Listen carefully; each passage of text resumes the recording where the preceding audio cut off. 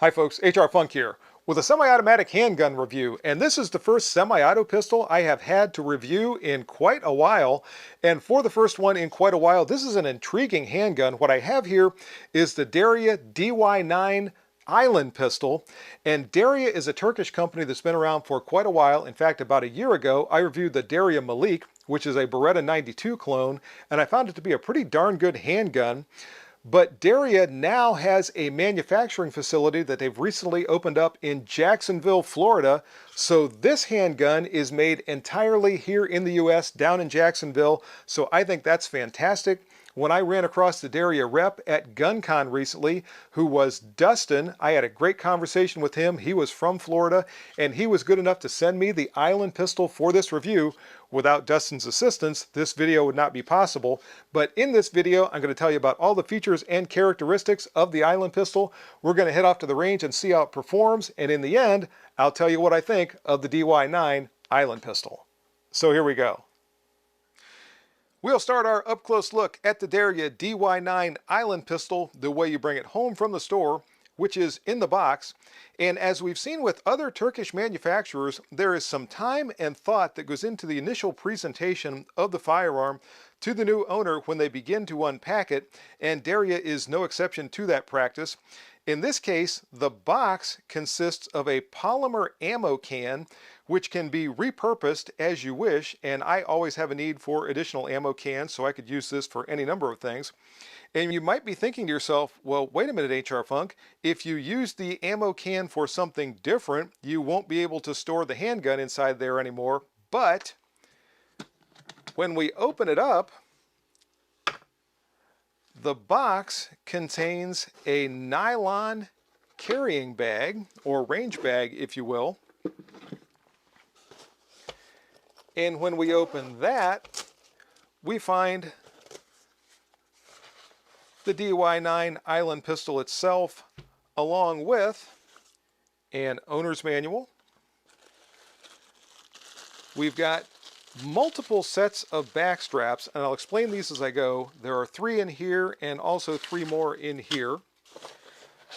There are 3, count them, 3 magazines that come with this handgun. How nice is that? And also there is some cleaning gear. The bag itself, in case you wonder, has 2 different compartments, so that's kind of nice. It can be zipped closed, and it has little carry handles. So again, very nice presentation, a nice accessory packet that comes along with this handgun. Now let me get some of these things out of the way, and I'll tell you more about the pistol itself. Here is our first up-close look at the Derya DY9 Island pistol. And the DY9 series, to include the Island pistol, are essentially Generation 4 Glock clones. So as such, they share a lot of common characteristics with the Glock pistols. Internally, they are virtually identical. They are chambered for the 9mm Parabellum cartridge, and they are polymer frame striker fire semi-automatic handguns. Turning things around to give you a port side view, you can see the DY9 designation right there, along with more of the common characteristics that you would typically associate with a Glock pistol. And also you can see some notable differences already, and these are going to become more and more apparent as we go. Starting our top-down look at the DY9 Island pistol with the sights, the rear sight is a drift adjustable unit with a serrated face to cut down on glare, and it also has fiber optic inserts. The front sight is a square post that is actually screwed into the Island, and this is what gives the Island pistol its name. I'll talk about this more in a little bit, but as I said, the front sight is screwed in there, if I can get the camera to focus on it. So if you wanted to remove it, it would be pretty easy to unscrew the screw right there and slide the front sight out of that groove. The Island pistol, and I believe all of the handguns in the DY9 series these days, is optics ready. And in fact, the slide for the Island pistol is cut for a direct mount of an RMR pattern optic. So all you would need to do is remove these 2 screws, remove this cover, and then you could direct mount your RMR optic to the slide without the need for mounting plates or any other hardware such as that. Now, as I said, This is the island, quote unquote, that is responsible for the name of this pistol. And when I lock the slide to the rear, we can see that the island fits into this cutout in the slide. The island does a couple of different things. First off, it adds mass to the front of the barrel, so when the pistol is being fired, that additional mass up front helps to resist muzzle flip. In addition to that, there are 4 ports that are incorporated into the top of the island. This vents gas out of the top of the barrel, again to help resist muzzle flip and help keep the handgun on target. Also, to aid in all of this, the recoil system incorporates a dual spring mechanism to once again help to resist, to the degree possible, any muzzle flip and help keep the handgun on target for fast and accurate shots. The Island barrel also features 6-groove rifling with a 1-turn in 10-inch twist rate. Moving farther down the slide, we see the lightning cuts on both sides. And these are not just for appearance purposes, but they also serve a function, that being to reduce the mass and thereby the inertia of the slide. So along with the increased mass and the ports on the Island barrel, there is also less inertia or less mass that is bottoming out at the back of the slide cycle, and therefore, once again, helping to reduce recoil impulse and muzzle rise. I will be interested to see when we get out to the range just how much noticeable reduction in muzzle flip and recoil impulse I might be able to detect. I shoot a lot of polyframe striker fired 9mm handguns that are about this size and weight, so it should be interesting to see just exactly how that goes. In a break from convention, the DY9 does not have a loaded chamber indicator. I've loaded a round of inert training ammunition into the chamber of the pistol, and I was expecting to see the typical tiny sliver of red paint on the top of the extractor, and it's not there. I don't see that as any issue whatsoever. A lot of you know that I am not at all a fan of that quote-unquote loaded chamber indicator, and I think its absence makes no difference whatsoever. A subtle but noteworthy design feature on the DY9 is the slide stop that you see right here. There is a guard around it to prevent inadvertent actuation, but also it has this small shelf that makes it very easy to press up and lock the slide to the rear. And if you use this to release the slide, it also gives you just a little bit more area for your thumb to push down and give you a little bit more leverage. That's something I noticed while handling this pistol, and I think it's a pretty nice characteristic. The magazine catch is grooved, as you see here, and the grooves are going the right direction to give your thumb good traction for releasing the magazine. And I believe the magazine catch is reversible, but I'm not absolutely certain because I can't find anything in the operator's manual or on the tutorial videos for the DY9 pistols that tells me that for sure. So I think you can reverse this. It looks like you can. I haven't tried to do it, but I'm not absolutely sure that it's possible. In terms of ambidexterity, that would be, assuming that it is reversible, the only ambidextrous feature. The slide stop, as you see, is only set up for a right-handed shooter. On the frame of the DY9, we see a 2-slot equipment rail. Behind that is a textured area on either side of the frame, either for your thumb's forward hold or for that index point for your trigger finger when it's not on the trigger. Moving back, there is a groove on either side for your thumb. The grip in general feels pretty comfortable. There is a squared off trigger guard, and you can see some texturing on the front. So for any of you who might like that finger forward grip, there is something there to help accommodate that. The grip of the DY9 pistol integrates so many different features, it's a little hard to know exactly where to begin. I guess I'll start here with the undercut at the rear of the trigger guard to help the shooter get a good high grasp on the pistol. On the front strap and back strap, there are serrated grooves, and on the side panels there is skateboard tape type texturing. All of this to help the shooter get a good firm grasp and control the pistol to the degree possible during the firing sequence.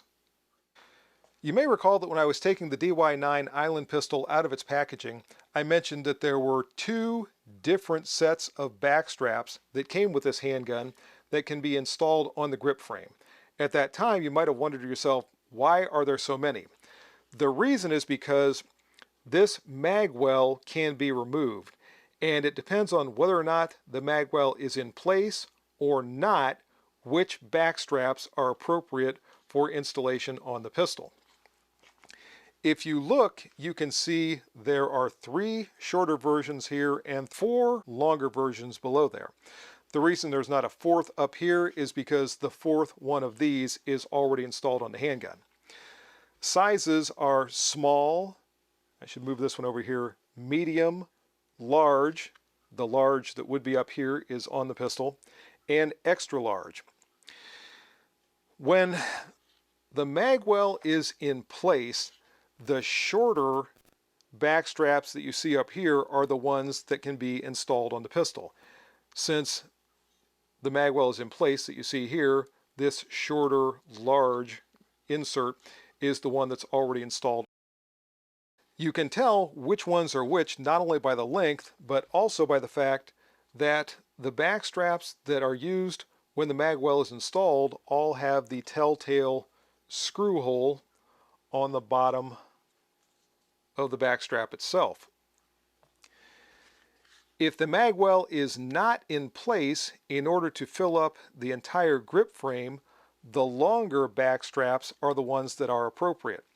So in order to install those, someone would have to remove this screw, take the mag well off, drive out this pin, remove the back strap that's in there, and then install whichever one of these that shooter desired or which ones fit that shooter's hand the best.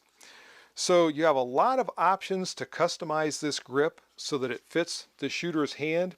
It feels pretty good to me right there. I don't know if I'm going to change anything around before I start to shoot or not. But I suppose if I start to shoot and I decide that I don't like something about the way it feels or the controllability or whatever, at least I have a lot of different options to experiment with to try to get something that's going to fit my hand properly. If a shooter wishes to maximize the concealability of the Island pistol, along with removing the mag well to minimize its grip length, the shooter can also install a smaller magazine base plate on the magazine. If you look at the magazine that I have here, all 3 magazines that accompany this pistol have this rather large base plate. And once again, if the desire is to minimize the overall size and maximize concealability of the pistol, you could swap out the large magazine base plate for the small base plate and have a smaller overall footprint for this handgun. When it comes to the trigger pull of the Island pistol, not surprisingly, it feels very Glock-like. I think maybe it's a little bit smoother than the average Glock. It feels like it's breaking about where a Glock would break though. You can also see some creep in there. If I'm squeezing slowly, we see some movement before the trigger actually releases. Right there, you saw that. I'm going to break out my Lyman trigger pull gauge and we'll find out exactly where that trigger is breaking. Like I said, I think it feels a little smoother at least than the average Glock, but it is certainly not a match grade trigger. All right, folks, I have got my trigger pull gauge ready to go, and we'll see exactly where this trigger is breaking. As usual, I'm going to give the gauge just a little bit of help when it comes to depressing that inertial safety in the trigger face, because that can cause problems. First pull coming in at just shy of 5 pounds, 4 pounds, 14.2 ounces, which is about what I was expecting. I thought this felt like about a 5-pound pull.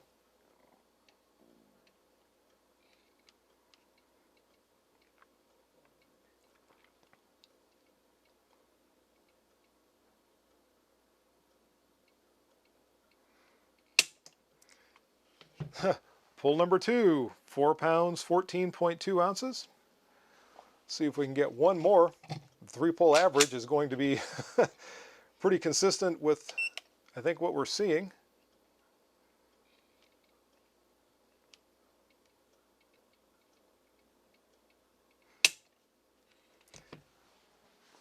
4 pounds, 15.2 ounces for a 3-pull average of, and there we go, 4 pounds, 14.5 ounces. So just shy of 5 pounds for that trigger, and that's just about where I thought it was breaking. When it comes to the tail of the tape, the DY9 Island pistol has an overall length of 6.9 inches with a barrel length of 3.86 inches, a width at its widest point of 1.16 inches, and a height of 4.56 inches. The overall weight for this handgun is just slightly less than 29 ounces. The finish on the slide and barrel is melanite, and the MSRP is $599, but for anyone who already has a Gen 4 Glock or a Gen 4 Glock clone, Derya sells the Island pistol slide and barrel assembly as a unit, and you can install it on the grip frame of that handgun. The barrel and slide assembly alone has an MSRP of $299, and it can be ordered directly from Derya. By the way, folks, I should have mentioned a moment ago that the DY9 Island pistol also has a limited lifetime warranty for the original purchaser. So that's going to do it for the up-close look at the DY9 Island pistol. Now let's head off to the range and see how it performs. As you can see, I've arrived on the range with the Derya Island pistol, and in just a couple of moments I'm going to start shooting and see how it performs. But I'm going to be shooting my drills in a little bit different order today, and I'll explain why that is as we go. But at this point I've done nothing to the pistol. This is exactly the way it came out of the box, so no cleaning, no lubing, no nothing. Let's see how it runs. And here we go, controlled pairs from a distance of 5 yards. By the way, I am starting out with one of the factory magazines, fully loaded with 15 rounds and one in the chamber. Let's see what happens.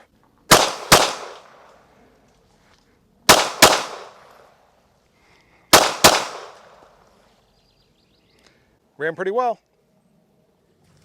Not difficult at all to keep all those shots center chest in the target. And the DY9 Island pistol does feel very soft shooting. In fact, it's so soft that it seems a little odd. It's kind of throwing me off a little bit on my timing. I'll have to work on that as we go.